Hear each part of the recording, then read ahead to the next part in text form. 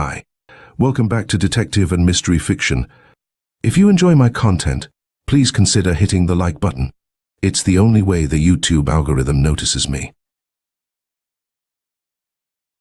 Blueberry Pie by Thyra Samter Winslow.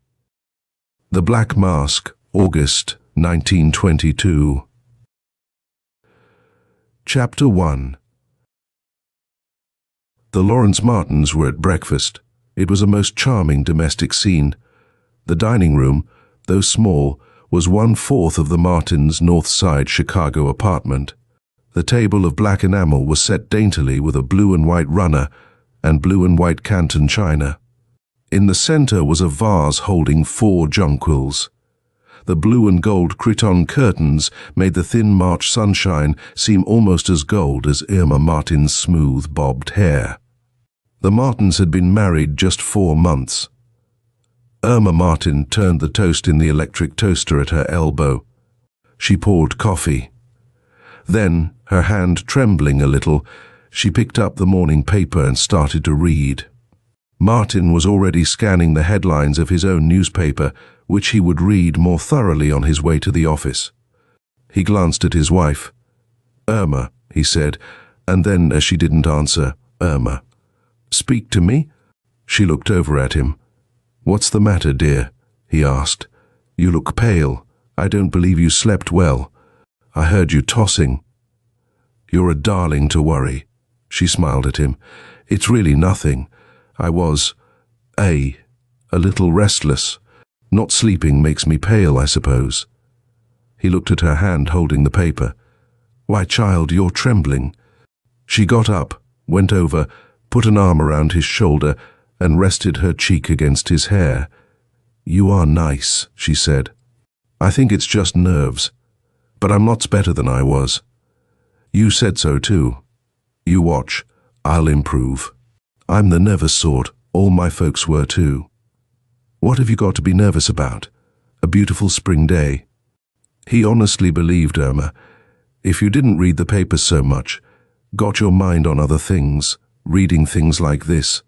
He pointed to a glaring headline. "I know, I shouldn't have read it. I suppose that was it. I'll forget it in 15 minutes. It does seem awful, though. I'm going downtown with Lois Britton. We're going to look at bedroom curtains and slippers." Martin looked at his paper again. "That'll be fine," he said. "I can't blame you reading a thing like this. An awful thing. That was a terrible murder. Glad the papers will be through with it now. How that beast ever went on proclaiming his innocence to the end, I see he did, is more than I can figure out. I don't believe in capital punishment as a rule, but in a case like that, when a man deliberately murders an innocent little woman, electrocuting is none too good for him. He deserved all he got." I suppose he did," agreed Irma. "Of course. You're the softest-hearted little thing in the world, or you wouldn't be trembling now. I ought to have kept the paper away from you, though I can't blame you if a thing like this gets on your nerves. You were in New York when it all happened?" "No, it was just a few weeks after I got there. I remember reading it in the papers. Just coming from New York and the woman having light bobbed hair and all, I felt terribly interested." "I suppose you did. That's right, you came here in July, didn't you? I bet you never thought when you left New York that you'd meet the man you were going to marry within a month, did you?" "You bet I didn't. Nor that I'd marry him 6 months after I did meet him. Marry in haste, you know. You sorry yet?" "I should say not. Marrying you is the one best thing I ever did, Irma. You know that. Now sit down and finish your toast. I'm late again." Irma went back to her seat across the table. They talked about little things, about Irma's coming to Chicago, when the aunt with whom she had lived in New York had died. How she just happened to pick out Chicago because she had never been west. How she had met Martin's cousin at the YWCA, where she had taken a room. And how the cousin and she had found a place to live together and had gone job hunting. And how Irma had met Martin a few weeks later, with love at first sight. And here we are, with a little apartment and married and everything. Martin looked at his watch. He grabbed his paper, his hat, and his coat and said cheerfully, "Now put that awful murder case out of your mind, won't you?" "You bet I will." Irma kissed him, and the door slammed. But little Mrs. Martin did not put the murder case out of her mind.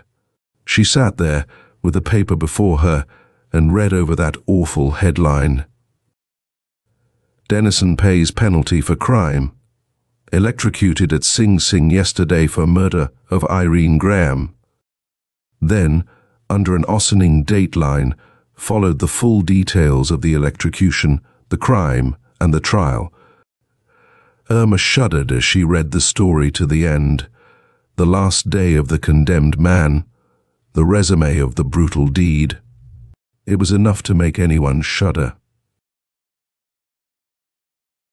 Chapter 2. The details of the Dennison case are well known to the average American.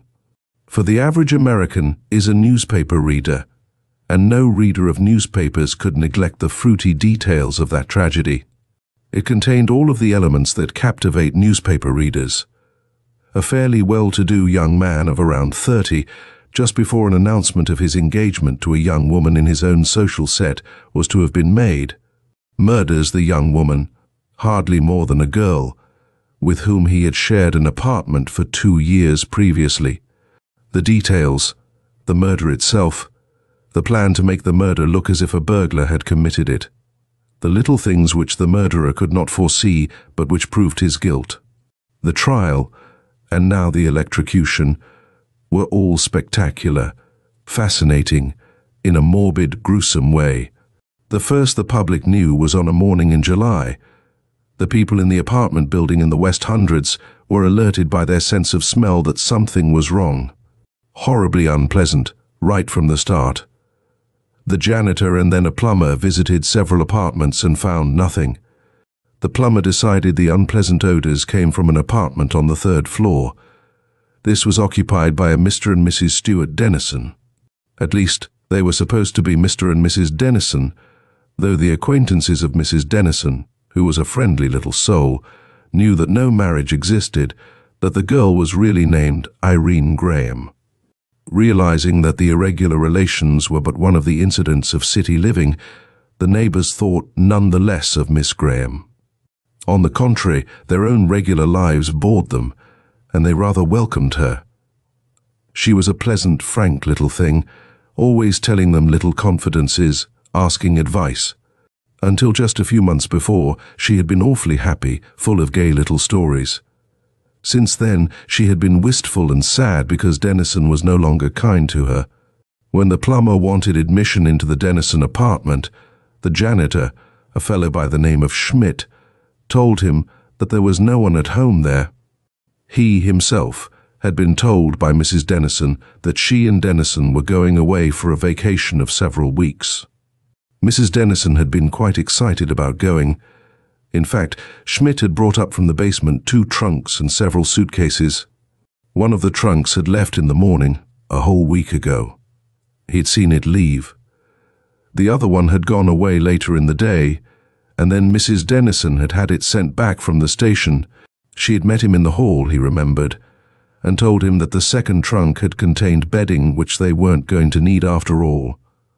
Mrs. Dennison had gone on up into her apartment, had said that Dennison would come for her, and they were going to leave together later. No, he hadn't seen them leave, but there hadn't been lights there since, nor the noise of anyone walking around. So they had evidently left that night as they had planned, and not returned. He knew that. When the plumber insisted, Schmidt handed over his master's key. Half an hour later, excited tenants were rushing to and fro, the most daring of them even venturing into the apartment. Someone telephoned for the police. 3 policemen arrived within half an hour, asking questions and ordering folks to be silent simultaneously. In the closet of the bedroom of the apartment, the body of Irene Graham had been found. She had been strangled with a towel. She had been dead just about 1 week. There was no sign of any other occupant of the apartment. 1 trunk was in the apartment, half full of bedding, An empty suitcase stood nearby. The window of the bedroom was partly open. The window led to a fire escape. The drawers of the chiffonier in the dressing table were pulled out, their contents scattered, chairs were overturned. Evidently, a struggle had taken place. At first glance, the police said that a burglar had committed the crime, but only at first glance. Little things began to creep out. After one day, there was enough evidence to hold Dennison. In 3 months more, he had been convicted. Now his electrocution had followed. To the end, as is frequently the case, Dennison had pleaded innocence, but there was not one single person in the city of New York, perhaps, who believed him innocent of the crime for which he paid with his life. Those who looked into the affair admitted that Dennison had planned carefully enough to make it seem as if a burglar had committed the crime. There was the woman, bound, gagged, dead. There was the window, on the fire escape, by which the thief could have entered and escaped. There were the rifled drawers, Miss Graham's jewelry, all but one piece, that is, and even a burglar might have overlooked a small wristwatch, was gone. What more natural than that a burglar should enter an apartment, start rifling its contents, see a young woman, struggle with her, finally strangle her with a towel, and make his escape? Dennison had evidently left the apartment for good the day the murder was committed. He said he had gone out a day or two before the murder and had never returned, that when he left, he had planned not to return. Several things pointed to the fact that the murder was committed on a Thursday evening. Miss Graham had planned to go away that evening. She was never seen alive again. A letter was found in the letterbox. It had been delivered the next morning. It was from Dennison, and in it he told her he hoped she would be as sensible as she had seemed when they parted. He enclosed a check. It was a generous check, his lawyers pointed out. It could well afford to be, the district attorney answered, when Dennison knew his victim could never cash it. Just at first, the thing did look as if a burglar had done it. Then, little things, neighbors gave proof that helped convict Dennison. Little Mrs. Peterson, who lived across the hall, had been glad to tell her bit. It was the first time Mrs. Peterson had ever gotten into the limelight, and she rather gloried in it. She was a slender woman with a thin nose and rather beady eyes. Mrs. Peterson had been a friend of Mrs. Dennison, Miss Graham, that is. She had always liked her, had known her for 2 years. The Dennison, well, the two of them, had been awfully happy for a long time, happier than most married couples. Then, a few months before, things had changed. She had found Miss Graham crying.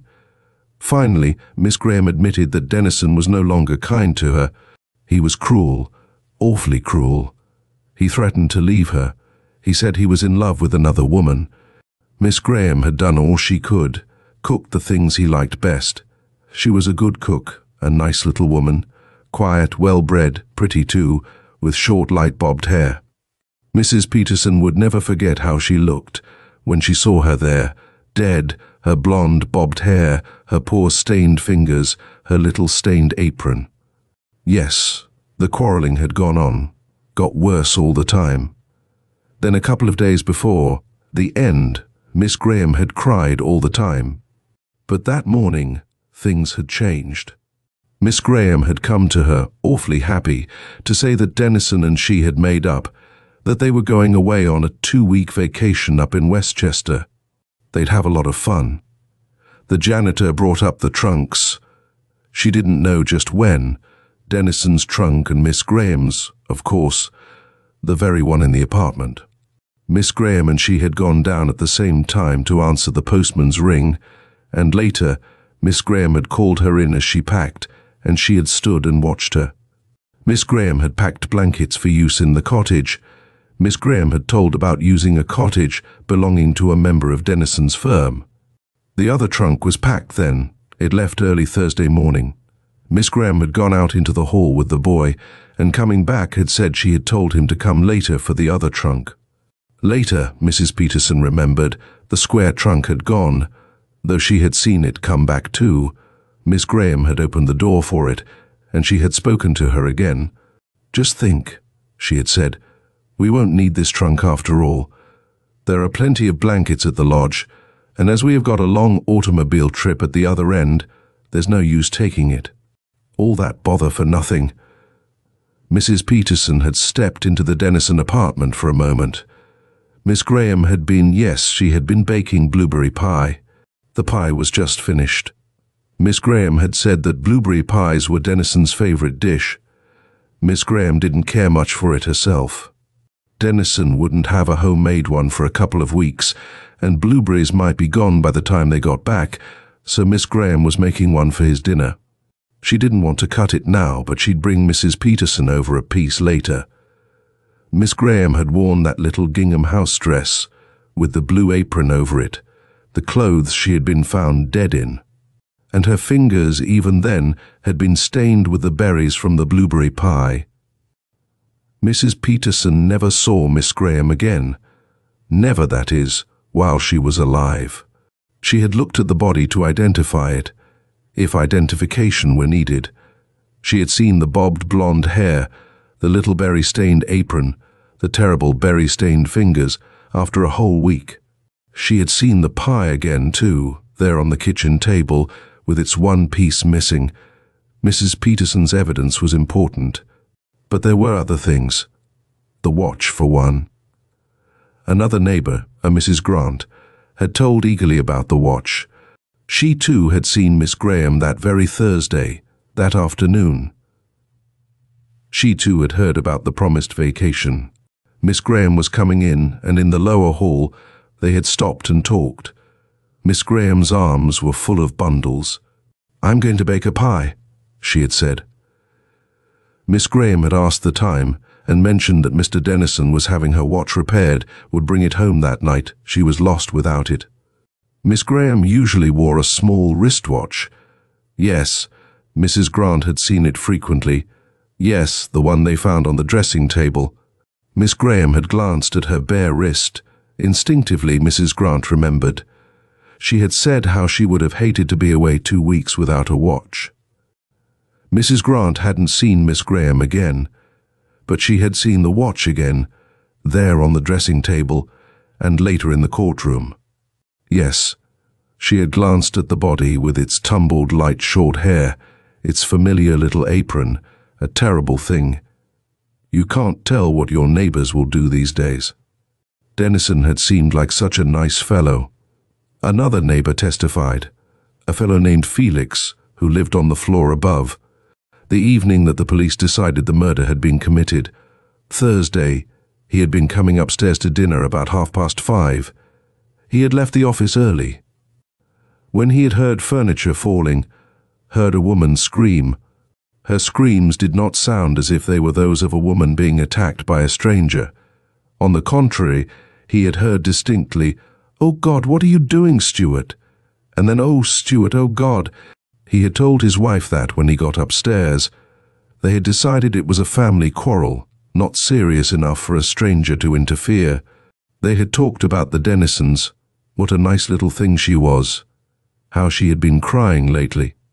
Yes, he had seen the body, mere curiosity, of course, a gruesome sight.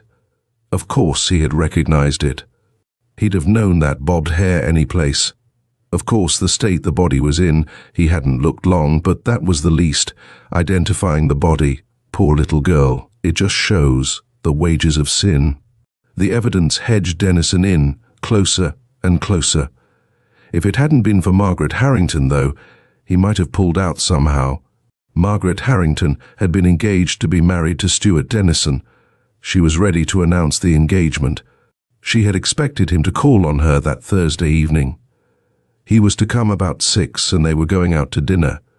Dennison arrived a little late, and she had noticed immediately something odd about his actions.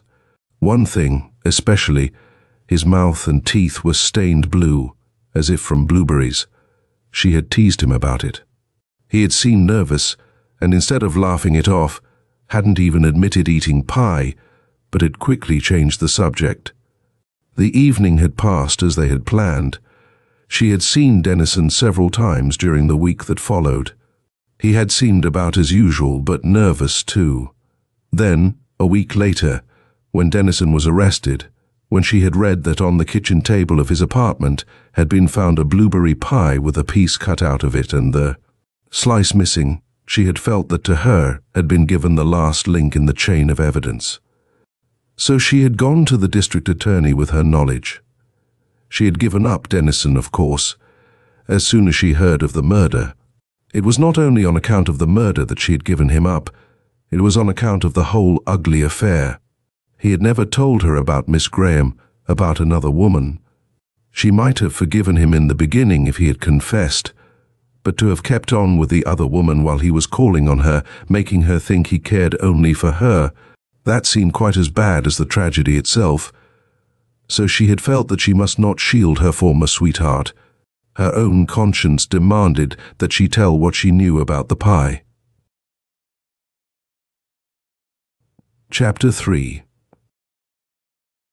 No one was surprised at the jury's decision, at the judge's sentence, when the trial took place. Smug citizens shook their heads with satisfaction. Young girls, about to err, shuddered and chose less easy paths. It worked out quite well morally. There was a crime, a motive, apprehension of the criminal, punishment. What did it matter that Stuart Dennison repeated over and over again the same story? He told it to the district attorney. He told it to his own lawyers. He told it to reporters. He seemed dazed almost at the lack of response his story received. All he could do was to go over and over his version of the affair. Stuart Dennison's story was, to say the least, amazing. That he couldn't prove anything seemed the least amazing part of it. Dennison maintained that he hadn't been near the apartment the day of the murder. He couldn't offer an alibi for every moment of his time.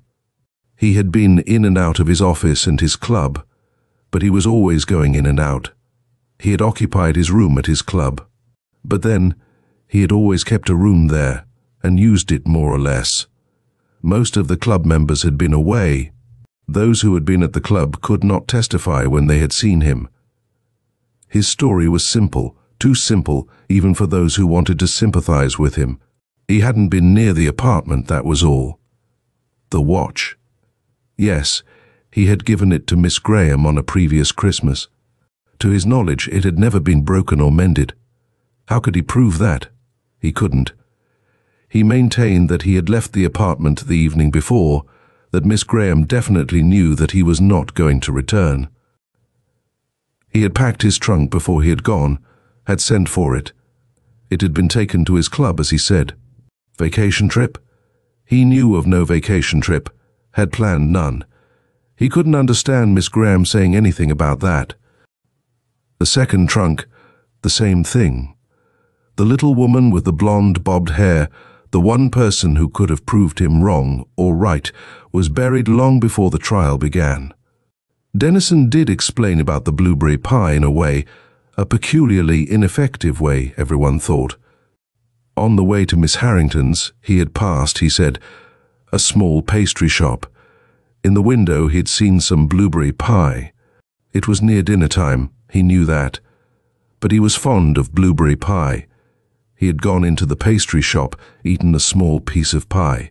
Later, when Miss Harrington had asked him, he had been embarrassed, had denied eating the pie. He hadn't remembered, he explained, that his teeth and lips would look blue. At the pastry shop, no one remembered him, nor the pie. One waitress had gone. No one knew her name. No one else knew anything about it. So many people came in to eat pie. The pie in the apartment. He had never seen that, of course. A burglar must have come in, the cold-blooded fact that just before or after he had killed the woman who had been everything to him for 2 years. He had eaten a piece of pie that she had baked as a surprise for him, turned people against Dennison more than any other one fact of the tragedy. That much is certain. It was a clear case, as the district attorney sketched it. The two, Dennison and Miss Graham, had lived together. He had fallen in love with someone else, had threatened to leave her. There had been scenes. Then he had promised her that things would be better, had planned the vacation trip to prove it. He had packed his trunk, had gone away.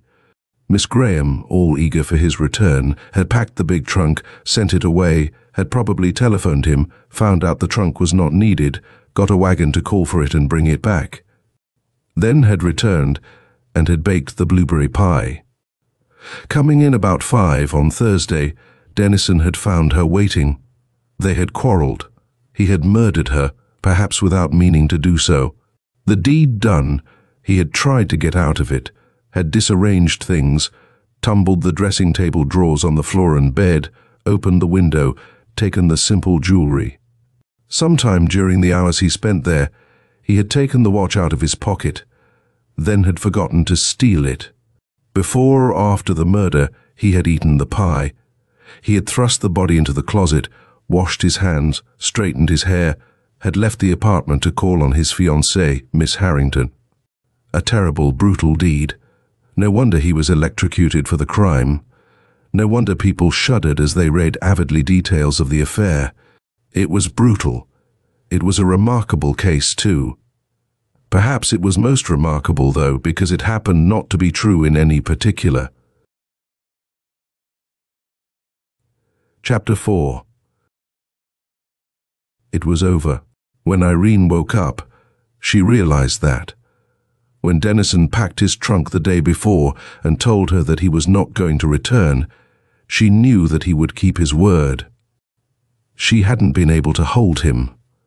That was the truth of it. Now he was going to marry a society girl, Margaret Harrington. Irene had seen Margaret Harrington's picture even, a beautiful girl, really beautiful. There was absolutely nothing Irene could do. Dennison was gone. "Buck up. Be a good sport," Dennison had said, and, "You have known for a long time this couldn't go on." Things like that. She had been a good sport. That is, she had tried to laugh, tried to pretend that it didn't matter. It did matter. It meant more than anything else in the world. Not that the thing was unexpected. From the first, from 2 years ago when she had started and come to Dennison's apartment. She had known that the arrangement couldn't last, but she had hoped, prayed, that it would. She had even thought, lots of times, that maybe Dennison would marry her, that they could settle down without this everlasting subterfuge and this constant explanation, have a home, really. Now Dennison was gone, was going to marry someone else. She really loved Dennison, had loved him, that is. Why, she had loved him from the first time she had ever seen him at McNally's. She wondered how he had ever happened to notice her. He had never been in a department store since, as far as she knew. He had come in that day to match a bit of silk for the head dress of a Persian costume for a charity play, and she had waited on him. She had liked him, had gladly broken a rule when he asked her, and had given him her address, the address of that lonely little room in that cheap rooming house on Lexington Avenue. He had come to see her then. The 6 months that followed had been the happiest she had ever known. She had been in New York for over a year, ever since her aunt died in Ferrisville, and nothing had happened to her, nothing that is, but long hours of work or longer and wearier hours of searching for work. The men she had met had been stupid, impossible creatures, mostly friends or brothers of the girls who worked next to her. Then she had met Dennison, and he had altered everything. She remembered now those first 6 months she had known him. He used to call for her in his neat little car after work. The last half hour in the store she would spend surreptitiously arranging her hair, powdering her face, applying her lipstick, though she didn't make up a great deal those days. At 21, one doesn't need artifices.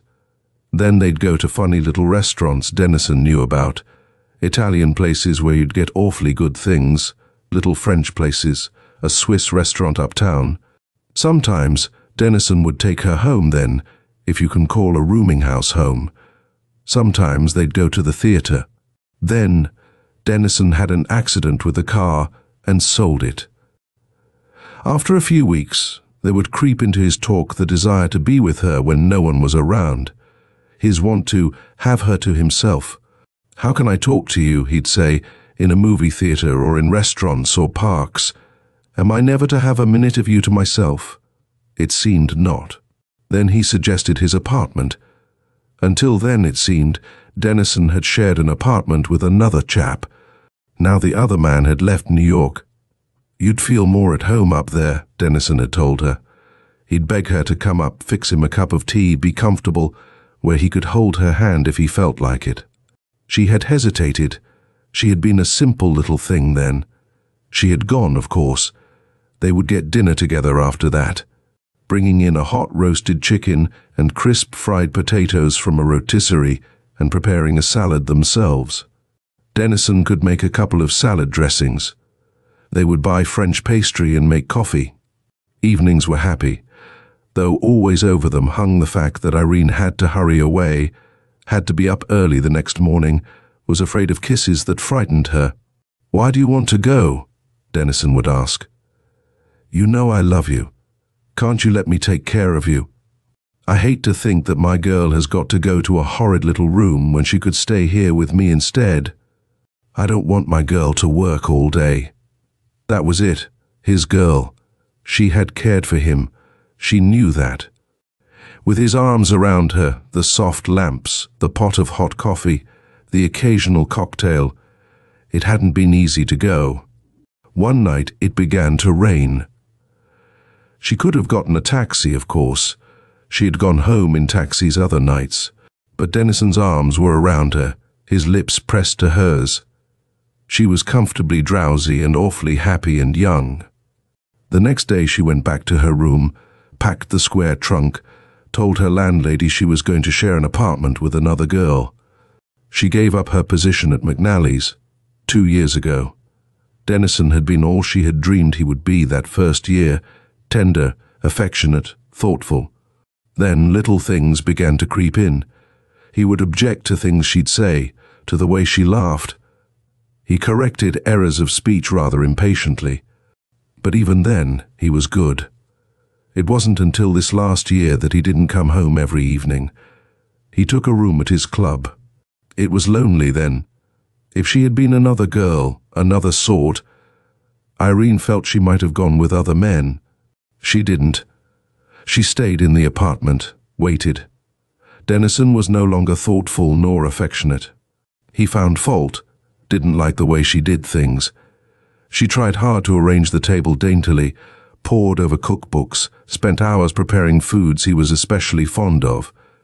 Then he told her about Margaret Harrington. He was going to marry Miss Harrington, a suitable match in every way. Irene should have known this wouldn't last. He had been fond of her, of course. He would do what he could. Then Irene knew she hated him. She knew that all the love she had had for him had disappeared, had turned into one huge hatred. She wanted to get even. She wanted to leap at him, pound him with her fists. Why? Kill him even. That was it, kill him.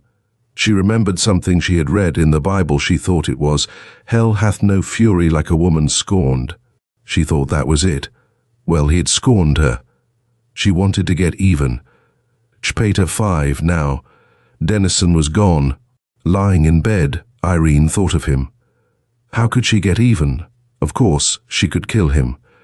But she'd be found out, sent to the electric chair. She might get off, of course. Most women did, but she mightn't be lucky. The chair. She shuddered.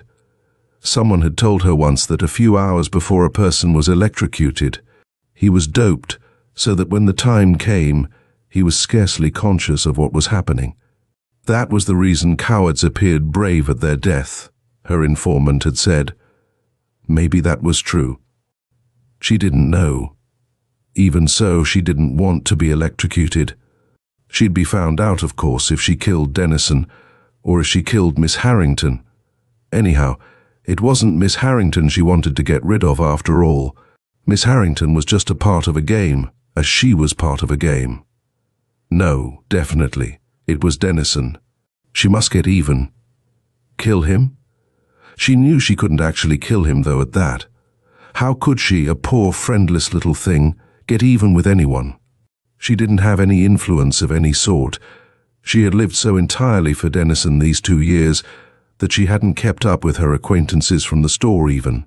The only people she ever talked to were the neighbors. They couldn't do anything to help her. She felt helpless, trapped. She must do something. She thought of killing herself. She couldn't quite do that. Wasn't brave enough. Why should she die anyhow? She was too young to die. Not 23 yet. No, she wanted to live. She wanted to live and get even, to kill Dennison. Dennison was gone, never to come back. The rent for the apartment would have to be paid in a few days. She couldn't even keep on living there. She had a little money, though. What could she do? She got up, went to the door, found the newspaper there, brought it in, and sat on the edge of the bed reading it. She glanced at the usual headlines. Politics, world affairs. They didn't interest her. She turned to the inside pages listlessly. What did anything matter to her? Little scandals, divorces, deaths. She read them all seeing. What was this? She read a small item, Woman takes gas Miss Grace Trummer, about 25 years old, a pretty little blonde seamstress, committed suicide at a rooming house in street last night by inhaling gas. Miss Trummer left no reason for the deed, and, as far as is known, she had no relatives. Irene dropped the paper on the bed. There, that was a way out, gas. She could do that, could end things that way. What if she did? That wouldn't hurt Dennison. He'd be glad she was out of the way, really. If she could be found dead, if Dennison could be blamed, that would be something. He would be electrocuted for her murder. Of course. That would be clever. In her mind now she went over the whole thing, how she could kill herself and leave little evidences about, so that it would look as if Dennison had killed her. She'd have to be careful, of course. Why, of course? She would have to make it look as if Dennison had planned to make it look like suicide or burglary. Burglary would be best. Dennison would die. She laughed almost wildly over that. She dressed and laughed all the while. She felt sort of funny. Was she mad? She didn't think she was. Of course not. Yes, that's the way she'd do things. But then she would be dead. She didn't want to be dead. She wouldn't know about Dennison. She had to know. No, that wouldn't do either. She wanted to live. She was too young to die. She must get even with Dennison. That woman who had died, a blonde woman too, nearly her age. She wondered about her. Then the thought came to Irene. It came to her suddenly. It enveloped her, left her weak, dizzy. Could she get that body? If that body could be found, here instead of hers. The woman had no relatives. Surely that would be easy enough. She would try. That was it. She could do her best. It was the only way, a way to get even. Her heart started to sing in a wild way, a way it hadn't sung for a year, more than that. If she could fix things so that it would look as if Dennison. She thought it over. If things went right. If not, well, she'd have to take some chances anyhow. A ring at the doorbell. She trembled. The mailman. She went downstairs, a plan already formulated in her mind. She met Mrs. Peterson in the hall, started right in on the plans, talked with her. The vacation. A holiday with Dennison. She telephoned Schmidt to bring her trunk up. He brought it and the bags up almost immediately. She talked with him eagerly, nervously. Another ring at the bell. It was the man for Dennison's trunk. She trembled as the man took it out. Mrs. Peterson again. Dennison's trunk gone. She finished dressing, went out, the clipping about the woman's suicide in her purse. Mrs. Peterson's door was still open. That prying little woman. She'd keep on talking, prepare her, in case things went all right. Chapter 6. She hurried out of the apartment building, took a subway train, went to the address mentioned in the news story. It was a cheap rooming house. She hurried up the stone stairs, remembering to sniffle a bit. A weary-looking woman with red eyes answered the door. Irene's voice trembled. She really was nervous. I read in the paper just now," she began. "Yes?" The woman looked at her suspiciously. "My sister, her name. She disappeared from home. I just happened to be here, visiting in New York. She could sew, she was blonde, like me." The woman's expression changed. "Your sister?" she asked sadly, but with a certain eager curiosity. "Yes, I think so," said Irene. "Is she the body here?" "No," said the woman. "They came last night, took her right down to the morgue. You can see her down there." Irene hesitated. Her mind leaped on. We want to take the body home, if it is my sister," said Irene. "Then, do you know what I could do, how to get it?" She started to cry. "It's too bad," said the woman. "I'm Mrs. Figg. She's rented a room of mine for over 6 months now, never talked much of herself. And yesterday morning, come in, dearie." Irene went in, saw the cheap little room of the other woman, listened to stories of her. No one cared for her. It seemed the woman was herself in a way. That didn't matter. She wanted the body. "I'll go now to the morgue," she said. "I'll go with you if you like, dearie," Mrs. Figg volunteered. Irene shivered a little more at that. Then she nodded. After all, she didn't know how to get a body at the morgue. With this woman who believed her story. She sat quietly while the woman dressed. They took a cross-town car. The morgue. It was a big, gloomy building, smelling of disinfectants, clean, solemn. They went into a bare room with wooden chairs about. A man asked questions. Irene sobbed. Mrs. Figg answered. The woman had died. No post-mortem had been necessary. Irene suddenly remembered those. What if there had been? How would she have gotten out of this? Yes, they could see the body. If Irene could identify it, there would be no objection to her taking it away. She must get an undertaker, of course. She could sign, authorizing him.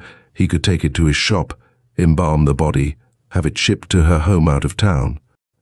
Irene didn't want an undertaker or embalming. All she wanted was that body, untouched, in her apartment, without a coffin, without anything. That body. She must get it. What could she do? She must get it. Her mind raced on. Well, she'd do her best. A new cunning seemed to come to her. If things would only go on. The man led the way down a row of narrow stairs into a big room, with walls of white tile, clean, like a kitchen. There were huge drawers in the walls, drawers that pulled out. "Here," said the man, and pulled out a drawer, a long drawer with a woman on it, a dead woman. Was that the woman? She looked, covered her eyes. A dead woman, a woman she had never seen before, a blonde woman with a sad, thin face, not like hers. And yet, in a way, if there was enough time before the body was found. She glanced at Mrs. Figg through her fingers. She had to be sure that this was the woman, that they were not testing her. Mrs. Figg nodded. "The poor thing," she said. "Yes," said Irene. That's my sister, 2 years older than I am, and she's dead all alone." She sobbed. They were real tears now. She was thoroughly frightened. The man turned away. He was accustomed to scenes. They went up the narrow stairs. Another man filled out a blank slip, gave it to Irene, told her the details about getting an undertaker. She and Mrs. Figg walked out of the morgue. Another step was finished. She couldn't fail now. What should she do? Irene was sobbing again. "I wonder," she said, if I dare ask you another favor, could I bring her, the body, to you? Could she be embalmed there? I could go out and buy her a new dress so that, when we got her home, I'll get something right away. I can't bear to think of her in an undertaking shop. She wouldn't be in your house very long. I'll have my trunk sent there too, with some things in it. I live in the country. I've been here a week. I'll go right home with her." To think that, Grace." "That's all right, dearie, don't carry on," said Mrs. Figg. "Of course, if it would make you feel any better, have it sent right out." They stopped at an undertaker's near the morgue. The undertaker, it seemed, preferred embalming the body right there, get it ready for shipment. But of course, if the lady, Irene, bought a coffin, paid in advance for that and the embalming, asked the undertaker to send the body at once and come later in the afternoon for the embalming, when she'd have the clothes there. He promised. Yes, that would be all right. The body had been on ice in the morgue. Irene left Mrs. Figg. She wanted to get the dress and to have her trunk sent, she said. She thanked that good lady again and again. In a little while she'd be back. Chapter 7. Another subway ride. In her own apartment, Irene threw a couple of blankets into the big trunk, moved it into the hall so that the expressman could get it if she were not there, and spoke to Mrs. Peterson again. That woman. Still, if she were careful, it might work out all right. Irene went to a corner express office and gave an order for the trunk to be called for at once and delivered to Mrs. Figg's. The subway again. A block from Mrs. Figg's, she passed another undertaker's establishment, which gave her a new inspiration. She went in. She told the man a story that he accepted, though she was quite afraid he wouldn't. She had bought a coffin for her sister, she said. The body was to arrive there just a block away, quite soon. Now her brother had bought a better coffin. Would the undertaker buy the one, give her something for it? She told him what she had paid. He offered $5. She agreed, told him to call later. She would step in and let him know. It was taking a big chance. She had to get rid of the coffin if she could, had to keep Mrs. Figg from getting suspicious. Well, she was trusting to luck anyway, one thing more or less. At Mrs. Figg's again. Neither the body nor the trunk had come. Irene sat there in that poor room, her handkerchief over her eyes. The trunk came first. It was put into the room. She paid the expressman, didn't open the trunk. The body came a little later, in the poor cheap coffin. The man opened the coffin. She asked him to. She was afraid she wouldn't know how. She said she wanted another look at her sister. Mrs. Figg came into the room, went out again. Irene closed the door, locked it. She wanted to be alone with the dead. She opened the trunk, worked hurriedly. Nervously, tears streaming down her face, her teeth clenched, she managed somehow to get the stiff body out of the coffin and into the trunk. She locked the trunk again, closed the coffin. That was done. She sank, exhausted, ill, into a chair. She couldn't stop now. What next? She left the house. She hailed a passing express wagon. She had a trunk to go away. Could the driver take it at once? He thought he could. Mrs. Figg was not in sight. That saved some explaining. She watched the man as he moved the trunk out of the house onto the wagon. She gave him the address of her apartment, stood looking at him until he drove off.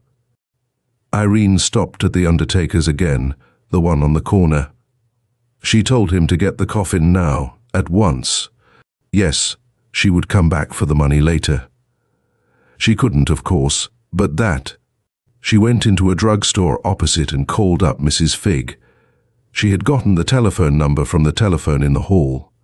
I'm sending for the body, after all," she explained.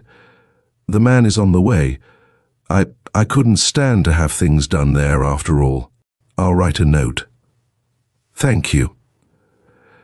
She hung up the receiver dizzily. That was done.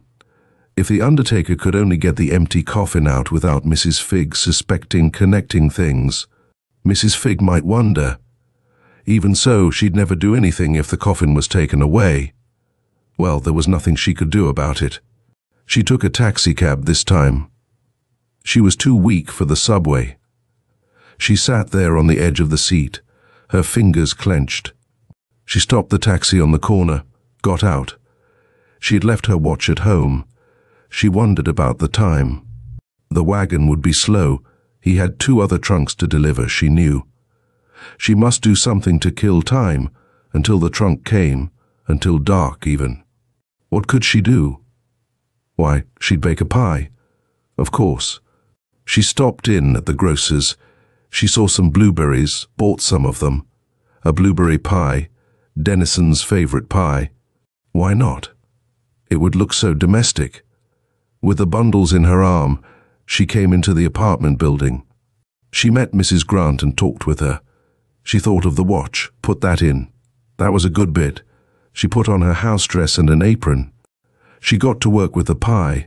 It was comforting, working in the dough. The pie was finished in the oven when the trunk, the body, came. When it was safely in the apartment, she sat down, trembling. It had worked out. She had the body. Here, now. If only things kept on. Mrs. Peterson in the hall. She showed her the pie. Promised her a piece later. What a fool. Schmidt, the janitor, passed. She talked to him too. She was alone in the apartment with the trunk. Irene was afraid of corpses. She had never touched one except a few minutes ago. She opened the trunk. She had to stop, start again. She was quite ill. But before she was through, the strange woman had clipped blonde hair instead of her former long tresses and was dressed in Irene's own clothes. That was done. She shivered. Was she going to be caught? She prayed to her God, a God she had rather neglected during the past years. Her prayers were sincere enough. Why couldn't she get away with it? Denison would get what was coming to him if things went right. That was over. She could get ready now. Irene started to change her clothes. She looked at her fingers and her apron stained with blueberries. Yes, it had to be done. She dressed the corpse in her own house dress, her own berry-stained apron.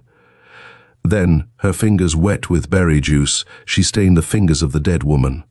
Now she covered the face, knotted a towel around the throat, and thrust the body into the closet of her bedroom. She heard a noise in the hall. She sat in a chair, shuddered, for half an hour before she dared move or wash her hands. She washed them thoroughly then. She was afraid you caught things from dead people. Irene cooled herself under a shower, made rather a careful toilet. It was after 5 o'clock. There was something else to do now. She heard someone in the hall. She hoped it was someone she knew, but not too well. It was a man's step, a man coming home. She threw a chair against a wall, pushed a table, kicked another chair, and said, "Oh God, Stuart," throwing another chair. That was done. She adjusted the window, packed her bag, not forgetting a little bundle of things she would destroy later. She took her jewelry. She put her wristwatch on the dressing table to one side, so it wouldn't be too noticeable. She hated to lose it. Still, with her other things, she had been economical. She could sell her jewelry later. She could get a job, maybe meet some young man, marry even. Why not? Women did worse things than she did and got married. Worse. Well, she hadn't been so bad. So really bad, if things would work out. She turned the dressing table drawers out, disarranged the other things. She sat at the window behind the white curtain, watching the traffic. She couldn't be seen, she knew. She couldn't light a light. She was hungry. She couldn't go out for fear of meeting someone until dark. She hated the apartment, memories, the closet. She tiptoed around. Yes, everything was right. She repacked her bag to make sure. She could take only a few things so it would look as if all of her things were there.